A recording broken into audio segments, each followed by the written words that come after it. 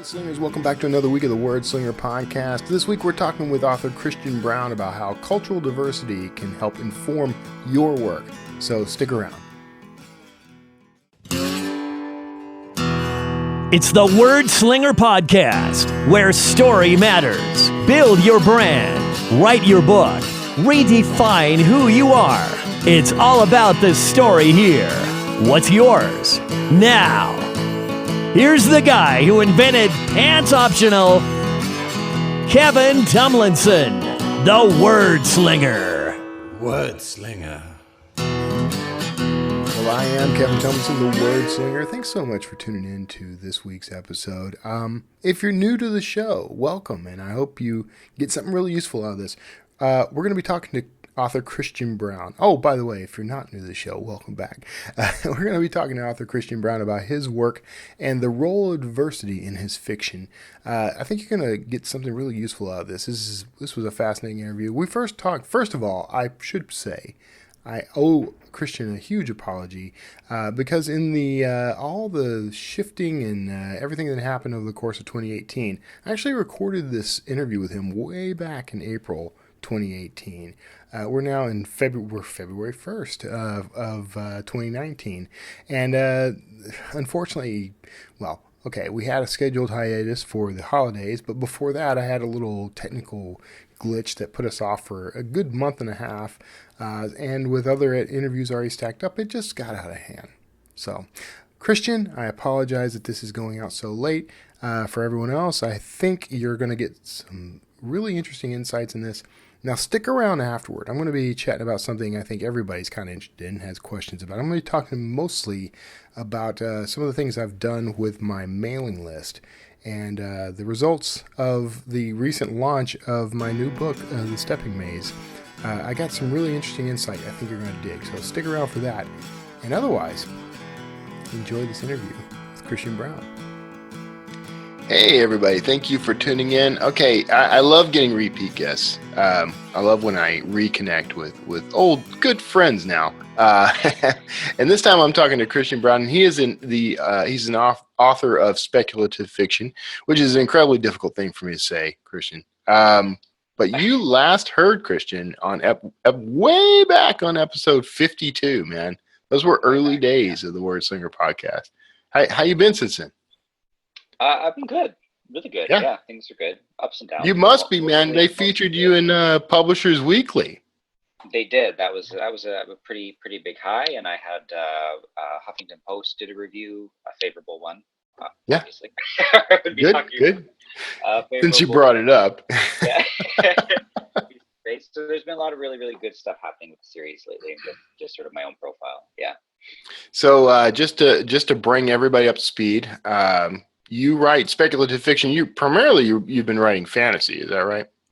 Yeah, sort of like dark fantasy. I guess one of the nicer things the fan said was like a Game of Thrones, where everyone's. Are we allowed to swear on this? Can we swear? Let's go lightly. All right, where everyone's not such a jerk, we'll say.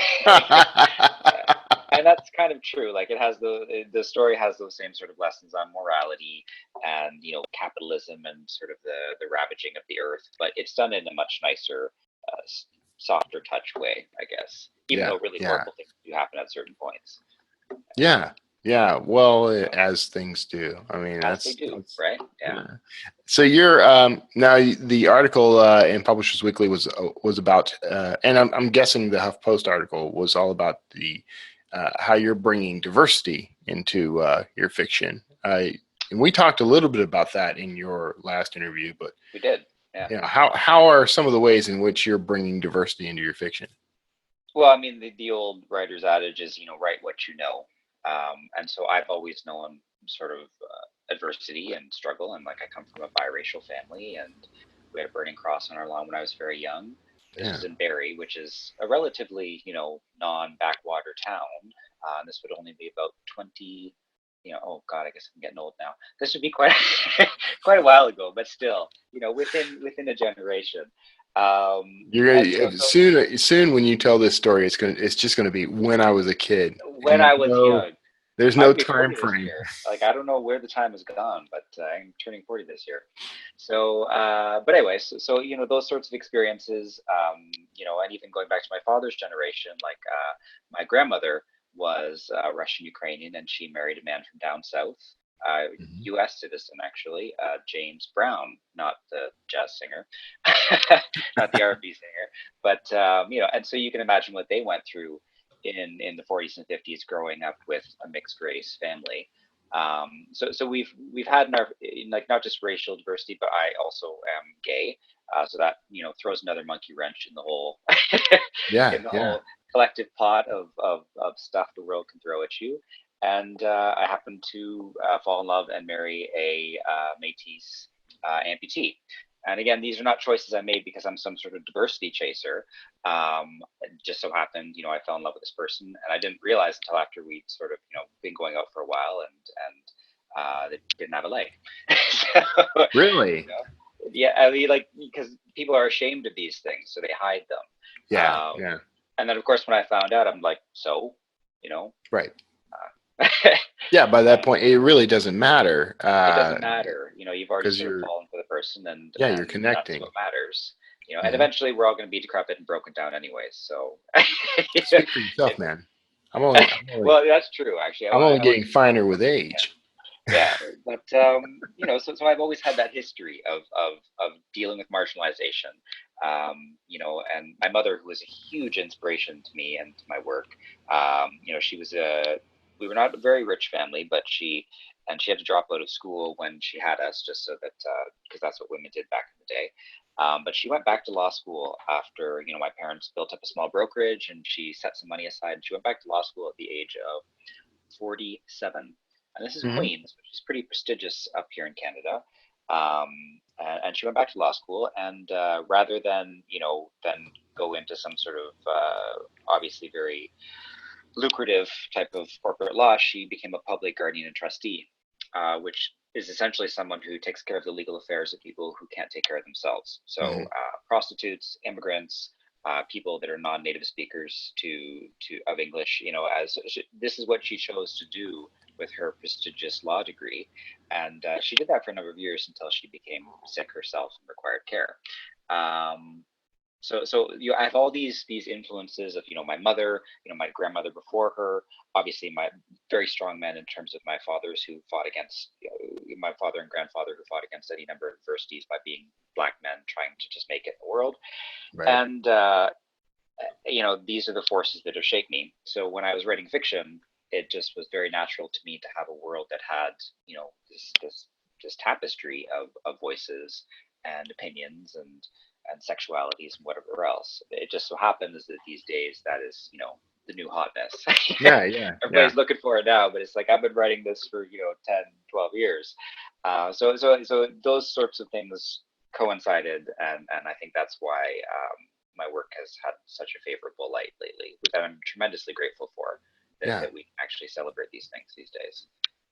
So how do you write fiction with that material and not make it entirely about that material? Like you still want to have a story, a good story where there are characters who I change think from beginning. that's a fantastic question, and I wrote this blog post about I can't remember exactly what it was called, but it was about how not to make just diversity as a just as a buzz phrase in your writing, because you should never Right, write right. like there's no checklist. You shouldn't, okay, I've got the Afro-Indigenous lesbian in a wheelchair, so check. Like, you should Right. never write like that, because it's ridiculous and you just build caricatures. And you can always tell these sort of design by committee books that are coming out now, and I've read a few of them, and I'm not going to disparage people by naming them, but you can say, okay, that was obviously that hit a focus group, and they said we need more colored people, we need more of this, and it's like, Hmm. you don't write a story that way. You write a story as you suggested based upon the story. And I think another way to write authentically diverse characters is when you write them, you can't just show the strength. You can't just show the empowerment of how wonderful it is being a person of color or a woman, or because that's not real. You need Hmm. to show the bad stuff too. You need to show why this person is fighting and why they're powerful, because you become powerful in the presence of antagonism, not in the absence. In the absence, you're just Right. sort of existing in this blithe little existence. But so I think that's another important thing is when you're writing authentic characters, obviously don't go by checklist. Let them fall into the story as they may, and show the negative, like show what they struggle against, show the insecurity, show the fears. That's how you draw real people, rather than just showing these they become caricatures of virtue and strength, and I don't think that's believable. And you can identify that now in writing or in pop culture, where you're like, yeah, you tried a bit too hard with that. Yeah. It It does kind of bug me when especially on television. And on television, they have the most ham-fisted way of Yes. jamming diversity into a program. Into something. Yeah. Yeah. And it's difficult. It's difficult to criticize that as a straight white Christian male, because I can't say anything that's not going to come off like I'm against the diversity. But that's the thing. We should still be able to critique. Like I think yes, it's very important that representation is there. That's step one. And then I think moving beyond that, we need to work on the refinement of that representation. So like make sure it's authentic, and that's the most important thing. Because you do see a lot of networks. It's very popular. Let's just jam all the diversity in there that we can. Right. We're done. Right. It doesn't stop there because it doesn't ring true. And so you have viewers like you or I, or even the more important viewers, the kids that are growing up, that are actually products of diversity, that are struggling with these questions themselves, and they see these caricatures. They're like, is that how I'm supposed to be? Exactly. In the end, Right. Yeah, that's the thing I worry about. Like I worry about, if you're watching something or reading something and there's this ham-fisted approach, that's going to have the wrong influence. It is. Like it's positive that it's there. Yeah. It's negative that it's not accurate. I guess. Yes. That's the way I feel about it. And I think that's totally fine. I think you can love something. I mean, this is slightly off topic, but like next week I'm going to go into a rant on my blog about how much I disliked season 2 of Jessica Jones. Loved the show. Right. Loved the authenticity of last season. Hated this season, but it's just like you can love something and still critique it. And I think that's honestly where the best critiques come from, is when they have a bit of heart behind them and you're not just trying to be rude, right? Right. Yeah. I had mixed emotions about season 2 of Jessica Jones. It was, it wasn't great. That's the thing. It wasn't great, Right. First season was fantastic. Second season, it's like, I think with the blog I'm working on is called What Happened? Like Jessica Jones season 2. What happened? It's not terrible. It's watchable. It's serviceable. Checks all the boxes again. But there's some really like weird red flags in it, and just some pacing issues, right? Yeah, exactly. Anyways, I could go on to a rant about that. No, and that ties in though, because we are storytellers. You and I both. Yes. We write fiction, so we are looking at the craft of storytelling, and we can see when it goes off the rails. It's kind of important that we are able to identify why something went off the rails. So what do you do to kind of keep that sword sharp? In my own work, I have pretty brutal editors. So, I mean, I think they mentioned that in the Publishers Weekly piece, because they were like, oh, indie author, blah, blah, blah. And I'm proudly indie, but I've always treated my books with the same degree of professional and editorial critique as anyone else. So it's like they get 4 rounds of editing, 3 rounds of editing, and then 1 round of just proofing and copy reading. From different sources every time. I have a structural editor, I have copy, and then a line editor. So they're pretty groomed, and I'm used to getting like some nasty feedback, because my ideology is I'd rather get the terrible feedback from a professional than the terrible feedback from 100 Amazon reviewers.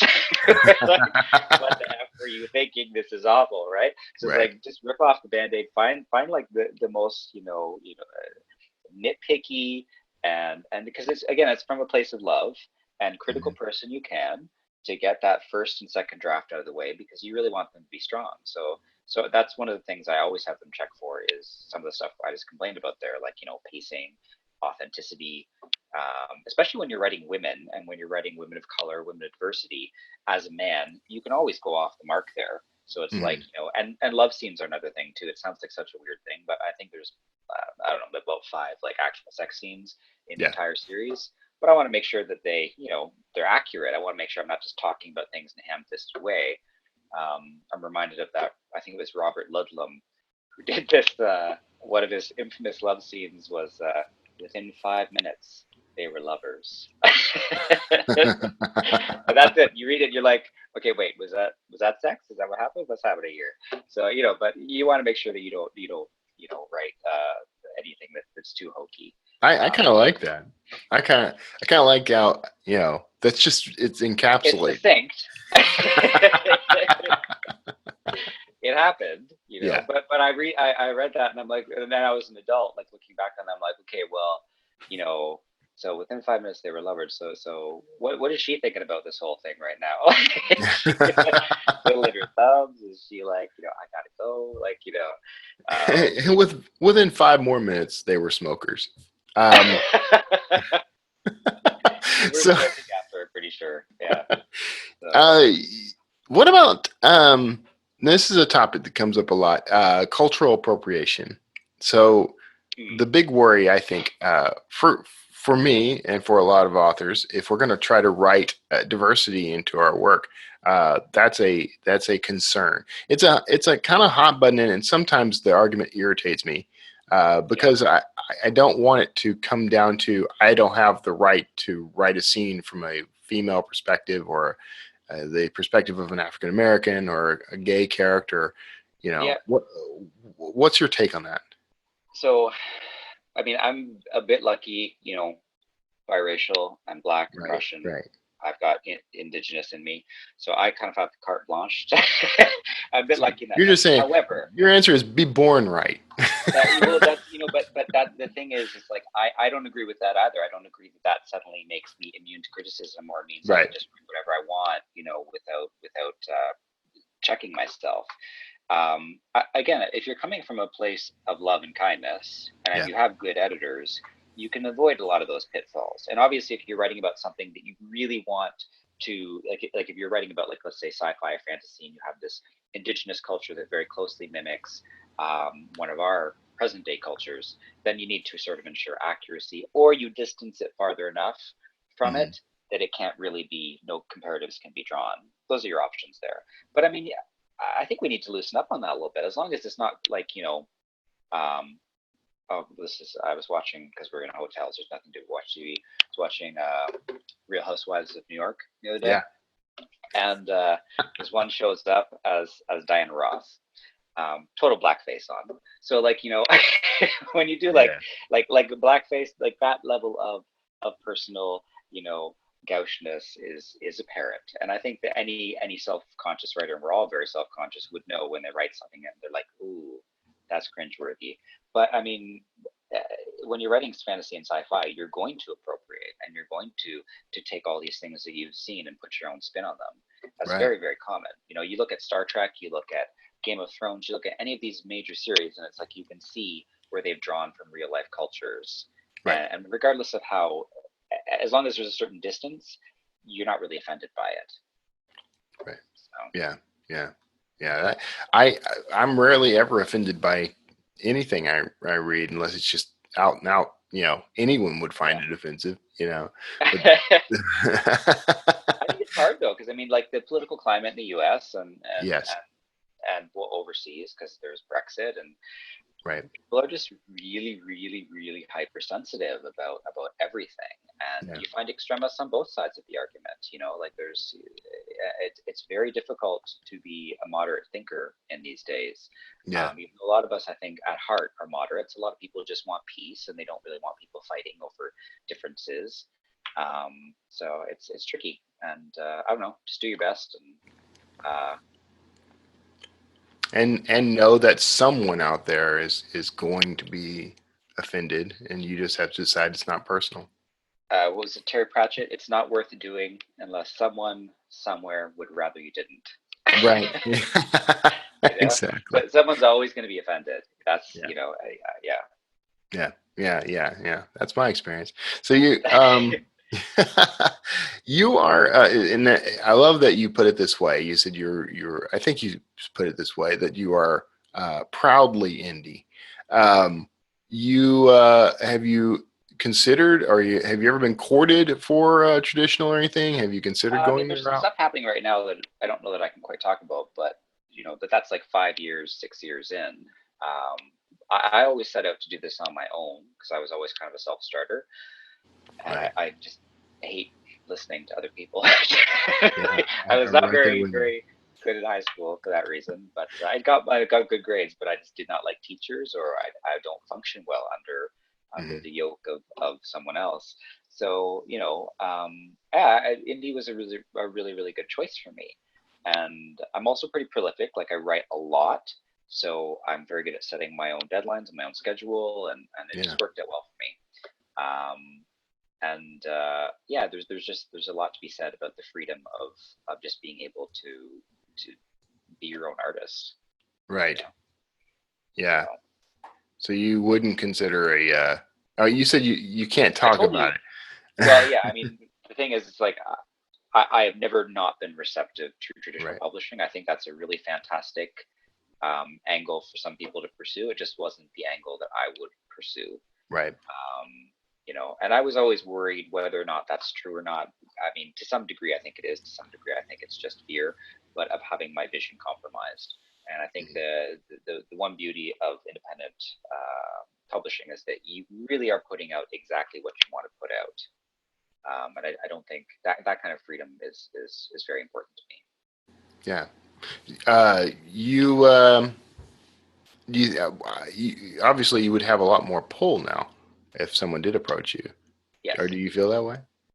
Yeah. I mean, because the other thing too is I've already built a brand. So I mean, it's very easy for someone to just come in and say, "Oh, that's cool. Let's pick that up," right? And I think that's all part of being indie too. Is you need to have that sort of like 90%, not 90, probably about 75% of it's creative, 25% of it's business. You need to sort of have that plan. And my partner was really, really influential in that regard. He's big. He worked his way up from like this crappy little data management job to, you know, divisional director for province of Ontario. So I mean, he really understands business, and he helped me out with that a lot, just in terms of structuring the stuff I did when I wasn't writing. So I Hmm. think that's really important too, is to work on the business savvy aspect, because there's a lot you can do yourself, and then there's also a lot you should just find professionals to do for you, right? Yeah.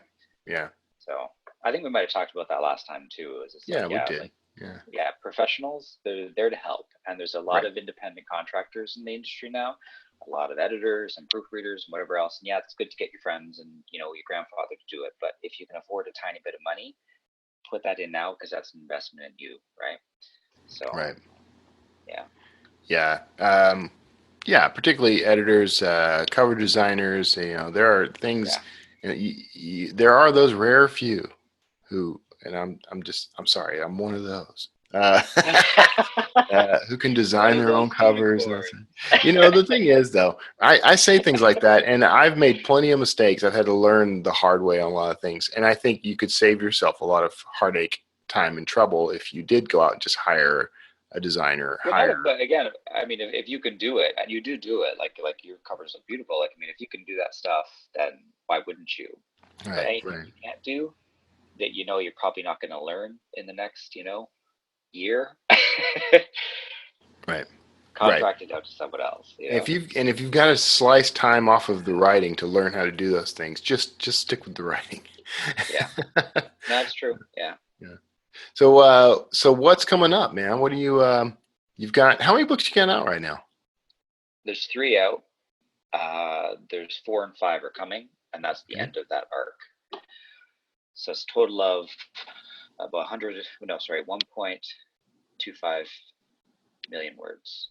Very So nice. the series, yeah, it's done. But and I'm kind of in a period, my first period of professional sort of crash, where I just don't want to write anything. like it's been since January. I'm just like, I just don't, like, I'll write my blogs and I'm working on a couple articles and stuff, but it's like I just don't want to write. I don't want to go back into my world right now. Yeah. But it's in the hands of the editors. You're gonna get one book this year, and then one book early next year. I'm working on, because I've done some really, really cool collaborations with this artist that I work with. So we're gonna do like a coffee table book of all of his pieces and some prose and stuff attached to that. And I wanted to do just a small graphic novel piece in between. So probably after the last book releases, there'll be the coffee table book, and then probably a graphic novel, and then I'll get back to some more serious work. So the graphic novel, are you teaming with that same artist, or Yeah, you have someone yeah, else? yeah. That's an advantage. I would love, one of my bucket list items is to write comics and graphic novels. And what's amazing to me is I'm connected to so many comic book writers for whatever reason. Over the years, I've just connected with hundreds of them.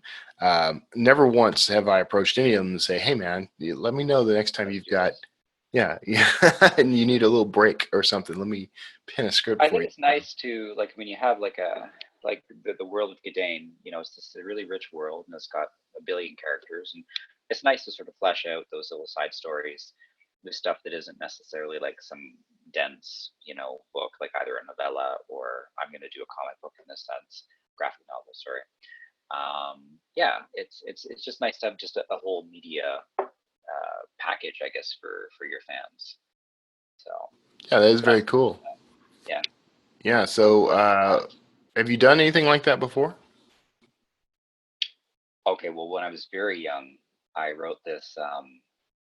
I wrote this comic like I was probably, oh god, 10 or 12, about like this ninja. It was like this, like, do you remember those? It's kind of like a cross between an Ewok and a Gremlin. Okay. It was like this ninja space creature. I mean, that's about as far as my experience goes. So obviously, I'm not jumping into it being like, oh, I can do this. It's like I'm going to work on the storyboard. The Mhm. artist and then his designer, who have actually done the panels and stuff before, are going to handle the rest. So I'm just basically going to do the script and the writing of the dialogue, and then they're going to do the rest. That's very cool. So yeah, again, yeah, do what you know, contract out the Right. rest. Right. Exactly. Yeah. Yeah, that's very cool. Yeah, and that's something I've thought about. I think a lot of writers I know have thought about doing something like that. So I'll be interested. Like, keep me up to date, man. I want Yeah, yeah, yeah. I mean, I think too, like just from a work perspective, it's nice to do something again lighter, in between these really really heavy projects we sometimes involve ourselves in. So right. that's what I'm going to try with these two things. See if they give me a bit of a creative, like keep the creativity going, but just give me a bit of a break, I guess. Yeah, yeah. No, I'm right there with you, man. The current book. Once I'm done, this will be 5 books in that series. I'm going to take just a short Wow. break and do maybe some short fiction or something, and just breathe Yeah, and then come breathe back. a little bit. Yeah. Yeah, So it's important to recharge. yeah, yeah, no, totally. Yeah. And on that note, I mean, what do you do to kind of charge your batteries and inform your fiction, and what is it you're into? I'm exercise junkie still, Hmm. so I think we maybe I talked about that last time, but always been obsessed with health and fitness.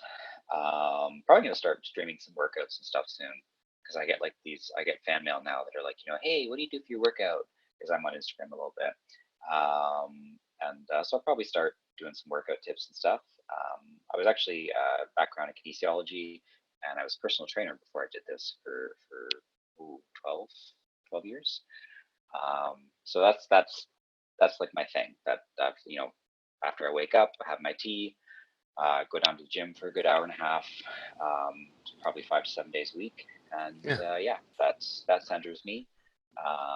And then beyond that, just usual kind of guy stuff. I do like my video games. Hmm. I do like car shows. Uh, That's cool. I like I play the occasional sport, summer dependent, um, and I read when I can, not as much as I should, but Yeah. yeah, that's pretty much it. Yeah. Yeah. So That's cool. get out and about. We have a great city here in Toronto, so there's a ton of stuff to do. So there's always like venues and Yeah. museums and galleries and yeah.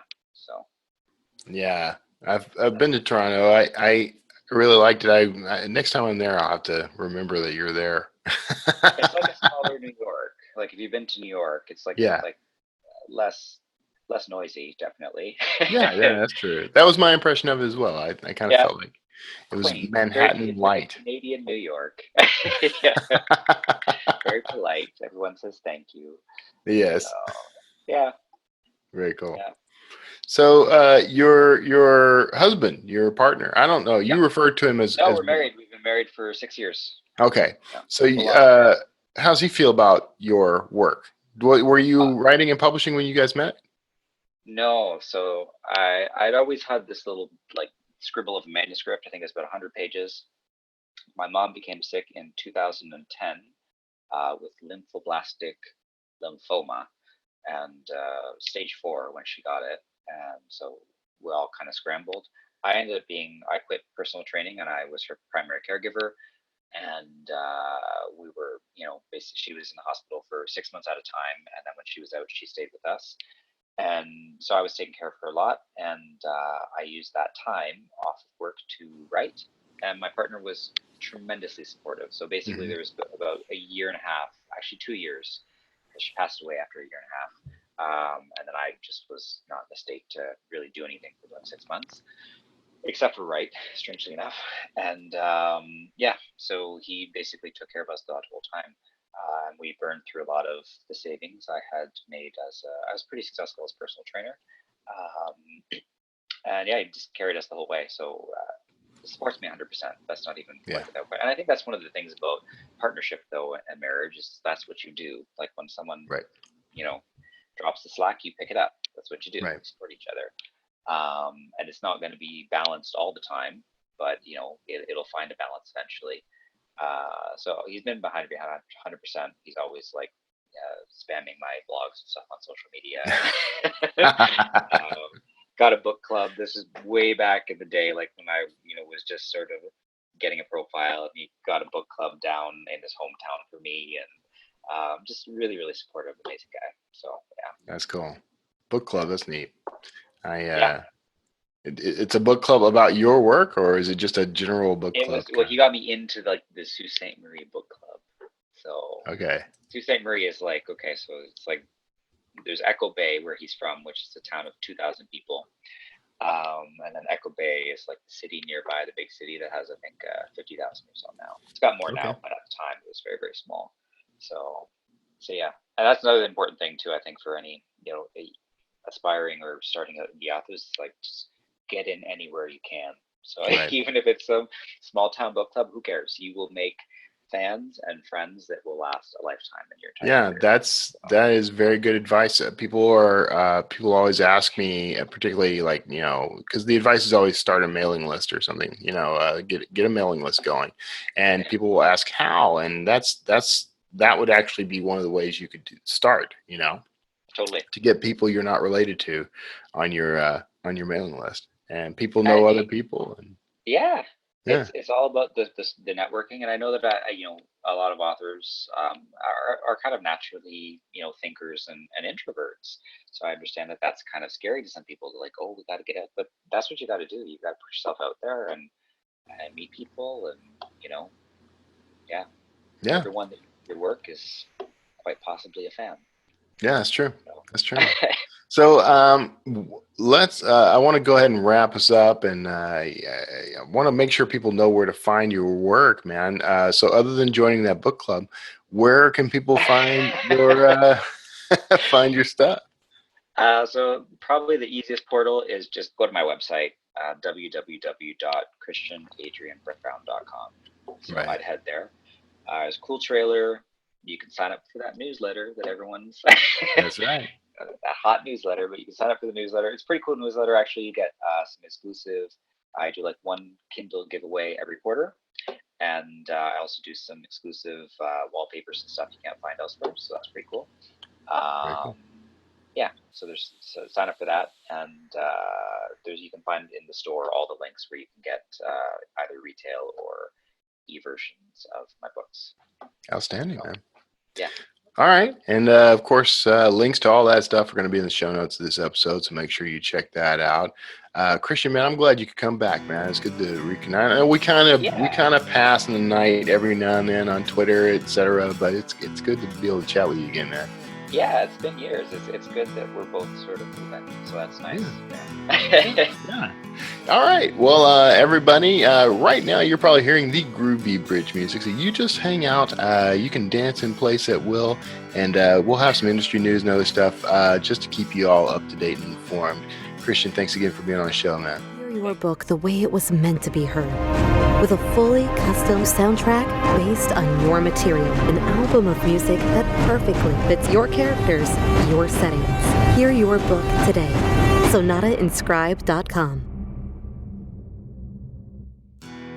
Well, I hope you enjoyed that interview with Christian. I know I did. There was a lot there, and I know we talked about a range of things, but I was really interested in the cultural diversity angle, just because I know it's actually kind of a controversial topic sometimes. It's a real hot topic in the writing community.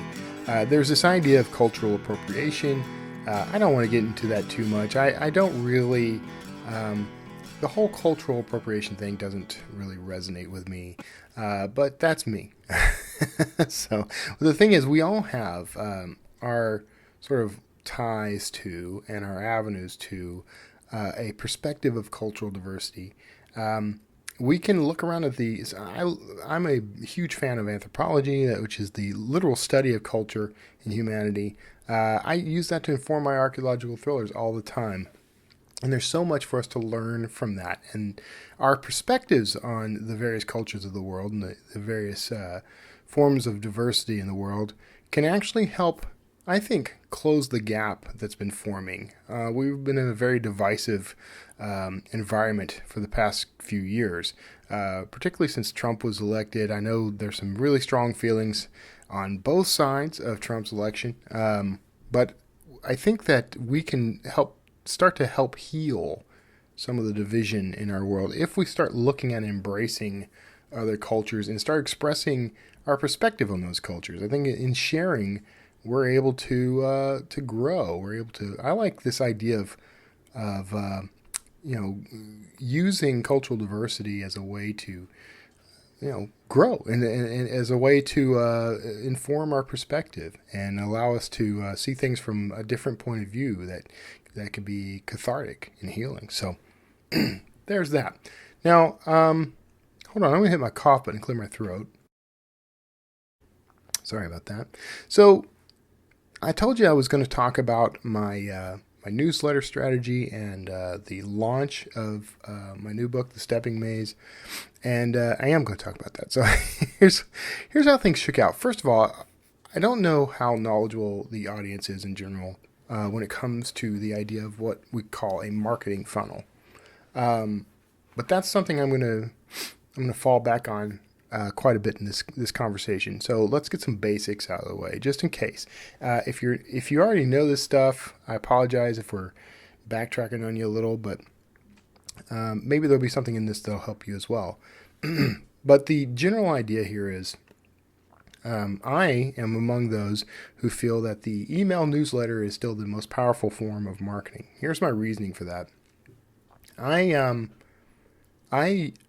Because you control that audience, you're able to have a relationship with them, and you can better influence your work, your career, and your success because of that relationship. So let me expand on that. If I advertise on, say, Facebook or Amazon or Google, I am in their system, and I'm reaching an audience they control. So I spend money and time, and I do some experimentation, and I'm basically constantly adjusting so that I can understand the variables that are going to help me reach an audience that I need to reach through this controlled platform, through this channel. Facebook in particular, we'll look at Facebook because Facebook ads are very popular with the self-publishing crowd. So as a self-published author, if I want to reach an audience that I know demographically, I know that they're going to like my work. I know that if they like Dan Brown, or if they like Steve Berry, or other authors, Ernest Dempsey or Nick Thacker, who are fans of archaeological thrillers. Right, these guys are writers of archaeological thrillers. If the reader likes that kind of story, I know how to reach them through Facebook because I can target. Now that's good, but it's not entirely under my control. I can get pretty fine with that. I can get some pretty fine targeting with that, and that's great. And I can reach people I probably won't reach otherwise. But it's still sort of, I'm casting a net. I'm trying to get those people in. I feel personally that it is a less effective tool for sales, for generating sales, but I think it's a great tool for adding people to your mailing list, for finding people who would be interested in following you, which is how I've chosen to start using Facebook ads in particular in that way. Amazon ads are different. They're geared towards sales because of the environment they're in. That's a whole other thing. But I've concentrated my efforts on building and growing my mailing list for the past few years, and I think it's paying off. So here's the idea, the basics, the 101 of marketing, email marketing for authors. We're going to talk about what we call a funnel. And if you don't know what this is, there are a lot of ways to approach this. The most basic way is if you picture a funnel, and it's wide open at the top, narrow at the bottom. The idea is to capture as many incoming readers, potential readers, as possible in the top of that funnel, and then you start narrowing things down, nurturing them until they make a sale, or until you make a sale and they make a purchase. You can do that in a number of ways. There's autoresponders are part of this process at times. You don't always have to use autoresponders. That's part of engagement. There are a lot of directions we can go with this, but I'm trying to keep this on a pretty basic level. So when these new potential readers, we'll call them leads. This is what the marketing term for these folks. They are leads. When they come in and they become part of your funnel, you want to establish a rapport with them. You want to have a relationship with them, and we call that engagement. You want good engagement with the people who are in your funnel. That engagement will lead to more sales.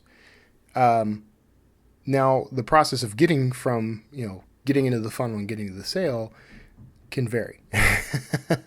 But in general, just having them on your list and keeping them engaged means that when you make your call to action or your sales pitch, you'll get better results. So the way I've approached my marketing funnel in the past was to offer a free book. I offered Coelho Medallion, which was the first book in my Dan Kotler thrillers, and that's great. But what I've discovered is through offering that on my website, as well as through services like InstaFreebie, which is now something else. This is the danger of renaming your brand, by the way. People forget what it's called. Formerly InstaFreebie, and I can't remember what it's called now, and I don't use them anymore, partly because of that reason. But leads that came in through that service, leads that came in when I offered the book for free through some paid services, I paid thousands of dollars to get people onto my mailing list by offering them a free book. Just basically, I paid thousands of dollars to have a service promote me and market me to a list that was looking for free books. So the problem is that these folks end up being what I call unqualified leads. And what I mean by that is they're coming in, or they may be misqualified leads, might be a better description of this. But when they come in, they came in because they want that free book. Some of these folks just go from service to service and list to list just to get free books, and they never respond to a single email afterwards. In fact, a lot of the folks that I got on my list of these paid services ended up marking me as spam, which hurt me in a couple of ways with Amazon Web Services. So that you don't want that. So these are unqualified or misqualified leads.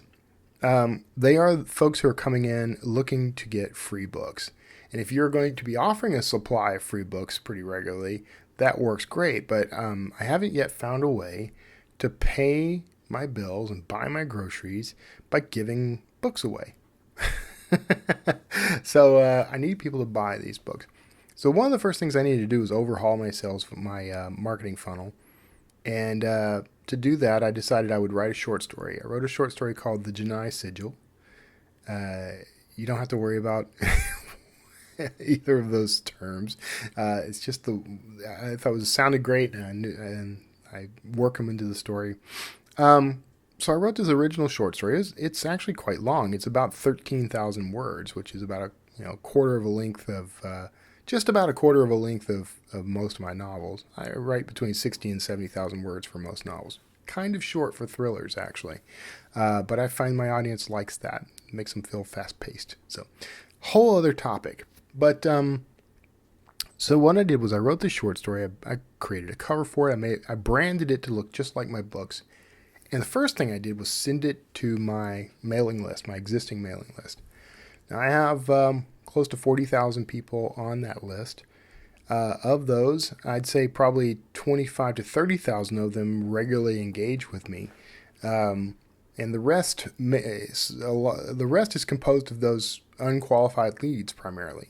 So I've got a lot of folks on my list that probably blocked me, marked me as spam, unsubscribed, whatever. Well, they're not on those folks wouldn't be on my list anymore, but there's a great number of, I think, fake email addresses from people who just want free books.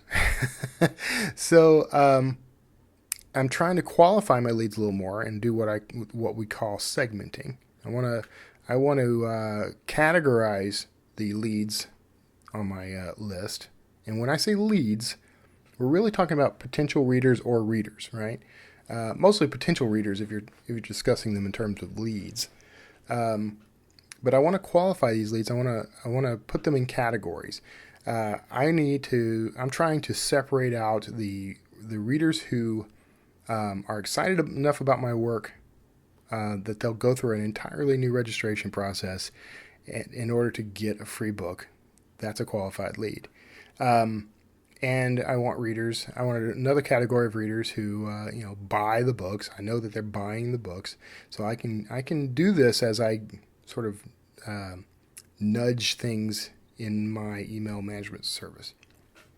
I can find this information, and I'm making some qualified and educated guesses a lot of times. I can't know for sure that people who click a link to buy the book are actually buying it. I can kind of correlate that with actual sales. So it's an educated guess that if you clicked on this link, you're probably out buying the book. So all this said, I sent the short story to my list and I asked them to share it with family and friends on social media and in emails and that sort of thing. And they did. And I used a principle I picked up from a book called Influence. And if you haven't read it, as soon as you're done with this episode, go get it in any format you desire. Even if you go to the library and check it out, make sure you read this book. One of the big takeaways that I got from that book was to offer a reason why. So, or a because. So the idea here is you can ask people for something and you got maybe a 50-50 chance of them doing as you ask. But the odds go up, your odds of getting what you want go up when you give someone a reason, when you say because. The example I think they used in the book was someone waiting in line at an office, one of these copier stores like FedEx office. Used to be Kinko's, now it's FedEx office.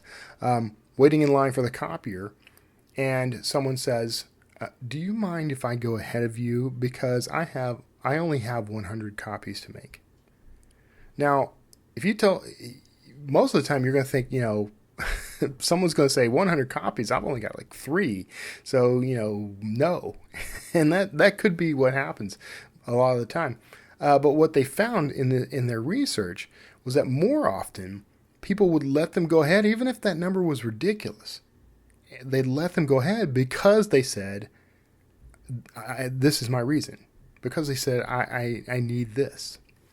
We're wired to help people out when we can understand why we're helping. So always give your readers that opportunity as well. So what I did was ask them to do this, and I said, and I don't even recall exactly what I wrote, but it would have been something along the lines of, could you do me a favor? Could you please share this with your friends and family on social media and emails and out in the real world? Because it really helps me to grow my audience, because it really helps me to make more sales, which means I can write more books. your reasoning can be pretty much anything. Now, the better your reason, the better the results you'll get. But just give the reader a reason why they should help you when you ask, and why they should do what you're asking them to do, and you'll get bigger and better results. So, so there was that. I had them do that. What I ended up experiencing was the reader. I had thousands and thousands. I had most of my list go and sign up for the short story, and they were very grateful. People who read it within the hour, and they were asking me where they could leave reviews. That's a whole other thing I got to figure out. where to leave a review on a short story that isn't published on Amazon or elsewhere. And I got some ideas on that. I'll share that in another episode someday. But they were very excited about it, and they went and shared it far and wide with everybody they knew. And the result was I ended up, let's see, that was not quite 2 days ago that I sent that out. I've already got a good around 2,000 new subscribers on my mailing list, just from sharing that with my email, and I shared it in social media, and I had some author friends kind of ping their lists with it, using the same process all around, giving a reason why. So that's 2,000 new subscribers. Now, stop and think about that for a minute. Those 2,000 new subscribers are what we're going to call qualified leads. They came in on a free story, but they had to go through a registration process and a double opt-in process, because I use BookFunnel and to deliver these, and it double opts these leads. So they come in. They have to not only sign up for the story, but they have to verify their address, basically verifying that they know they're going to be on a mailing list and that they're going to receive email from me. They have to do all of that before they can get this short story. So they're at least qualified in that they're coming in for the right reasons. They're the right audience because they're very interested in this story. Now, we're still giving something away for free. But I feel a lot more comfortable about giving this short story away for free. Now, the key here, by the way, is that short story is only available on my website. One day I may package it and put it up on Amazon or elsewhere, but for the moment, the only way you get that short story, unless someone gives it to you, steals it and shares it with you, the only way to get that short story is to sign up and be on my mailing list. I see these as very qualified leads. Now that I've been spreading this around, I'm watching that grow. That's pretty cool. Now, let me tell you why it's important to build up this list. And first of all, I think I mentioned this earlier, but I use Facebook ads and that sort of thing to build my mailing list rather than to do direct sales, because I can count on, I can eliminate a lot of variables, and I can understand how effective my sales messages are and how effective my work is when I control the audience that it's reaching from beginning to end. So I've stopped using Facebook to try to make sales. I know there are lots of ways to measure it, lots of ways to see how well the ads are doing. Too much work for me.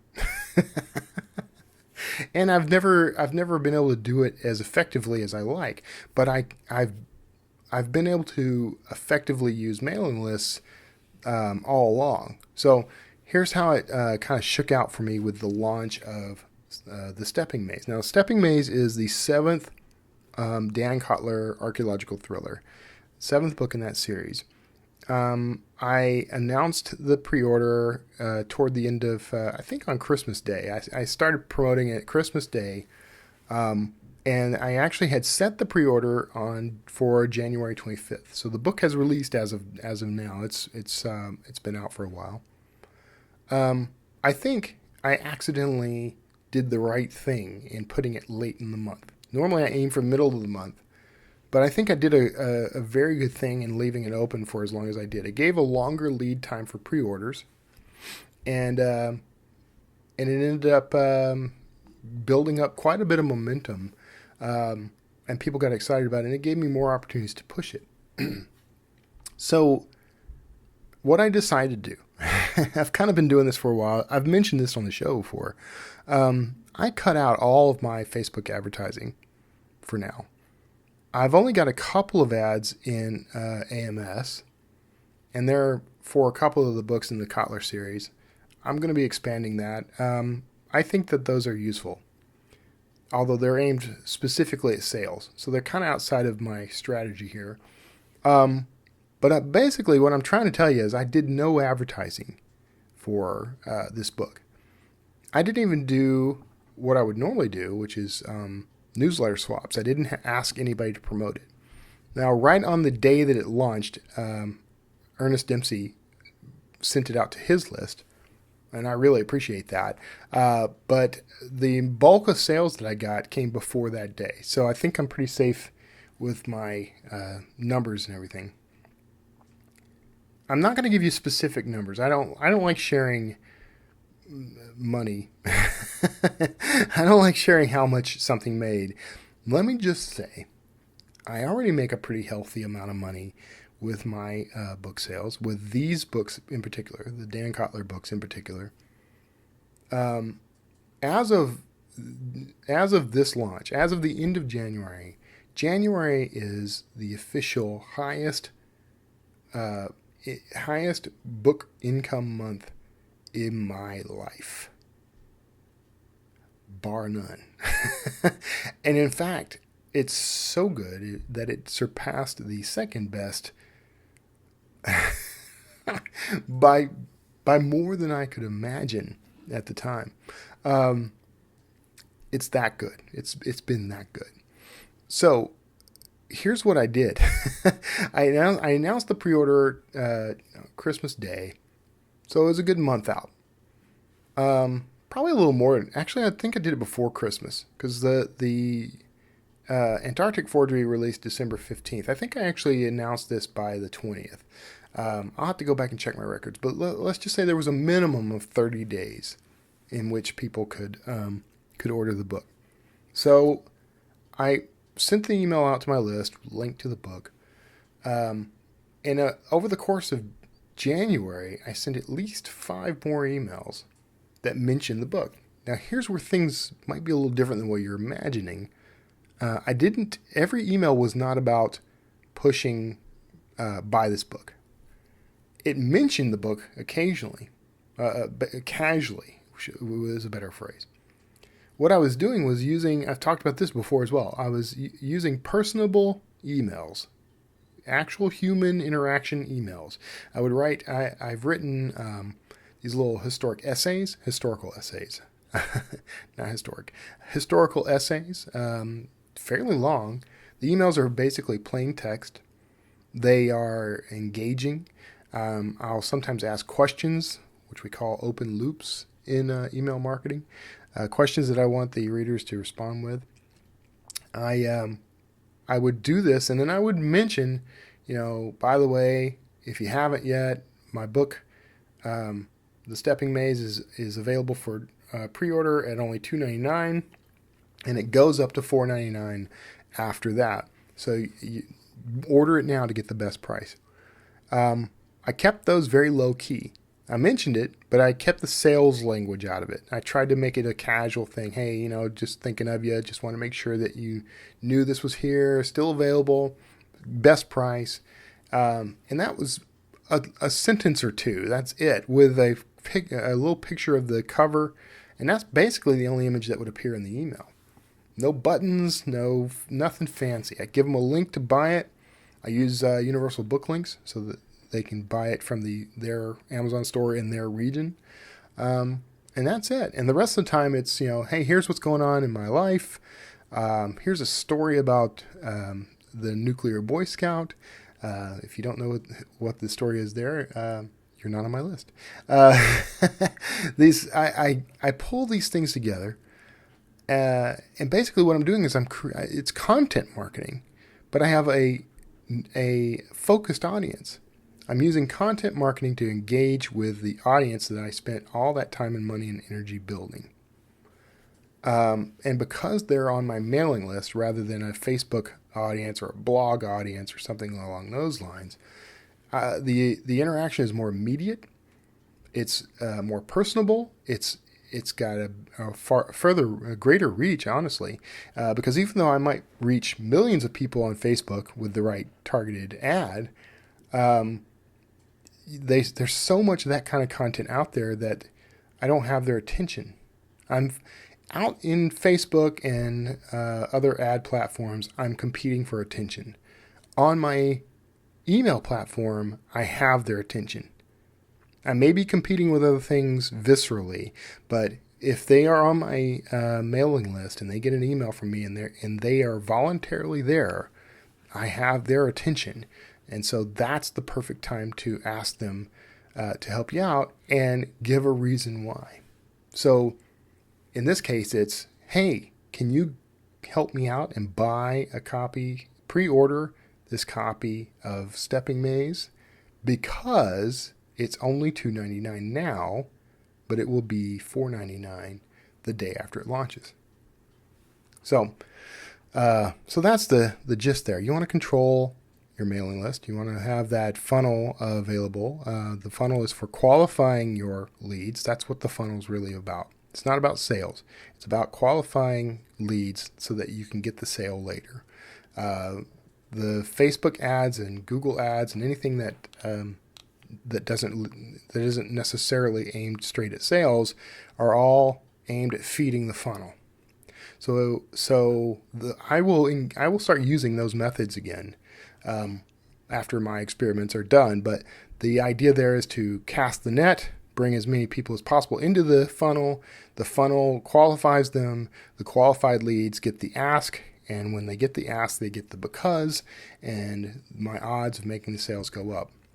Those 2,000 new subscribers, think about it. If I'm selling, let's just say I sell to half those people. I make a pitch, buy the Stepping Maze or whatever for $2.99. 1,000 people at $2.99. That's like $3,000. So if even half those people become loyal customers, I'm making pretty good money. And because I've spent the time to vet them and narrow it down, I have bigger odds. I have better odds. So that's kind of the gist. I know there was a lot there. I hope you got something useful out of it. I'm going to be expanding on this as I go. I'll talk about this some more, but if you got questions, pop over to wordslingerpodcast.com and find this episode. This is episode 170, and pop over there and hit me up in the comments. Or if you can't find the episode or whatever, you can't reach me, hit the contact button on that site. Send me an email. Ask me anything you like. I am happy to answer all questions. I'm happy to help out. If you're watching this on YouTube, I try to pay attention to the comments on YouTube, but I kind of forget. So forgive me if I'm a little slow to answer. I'm working on that. I need to start just checking daily or something. But you can ask me there too. But anyway, that's sort of the gist. But I want to emphasize, I just had the best book income month of my life. I'm not saying I haven't made more money in a month from other gigs, but I mean, book income wise, I just made more money from a book launch than I've ever made in my entire career. And I did it with no advertising whatsoever. I didn't advertise it anywhere. This book never saw a Facebook ad. It of course never had an AMS ad, never had a Google ad. I didn't do any newsletter swaps. I didn't ask anybody to spread the word about it other than my list. I asked my list to do that. But that's the point. I had a controlled audience, as vetted as possible, and getting better. I'm vetting more, qualifying more. But that qualified audience is loyal. They're big fans. They care. And if you treat them the same way, you're going to get more out of this than you could ever imagine. And that's why you want to focus on building your platform. And then a big part of your platform is really your mailing list. There are other ways to build a platform. There are other ways to reach your audience. I know successful authors, wildly successful authors, who don't even have a mailing list.